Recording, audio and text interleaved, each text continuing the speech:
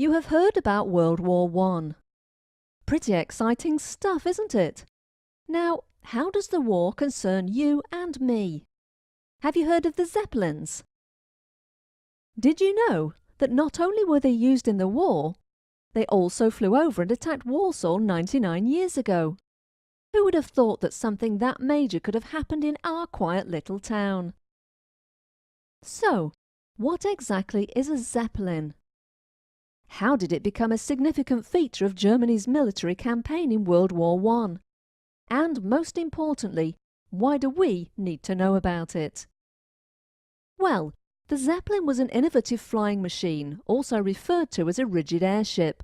It was designed by a retired German soldier, Count Ferdinand von Zeppelin, shortly before the invention of the aeroplane by the Wright brothers. The Zeppelin was originally developed to fly regular commercial passengers and not for military purposes.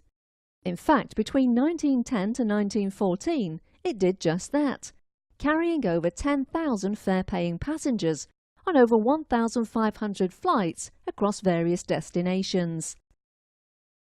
At the start of the war, the German military decided that it needed solid flying machines that could conduct effective aerial bombardments, a bombing of large areas of enemy territory from the air. The military believed that the Zeppelins would make perfect long-range bombers to strike at the enemy in their own backyard. Since the Germans already had the appropriate platform for such missions, they converted the Zeppelins to become bombers and scout aircraft.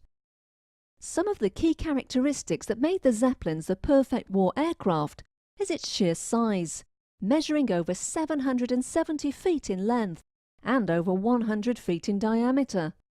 That's 6 times the length of a regular aeroplane. Despite its sheer size, the Zeppelins were light enough to fly. This is because the principal feature of the Zeppelin's design was its fabric-covered rigid metal framework that was made up of rings and girders.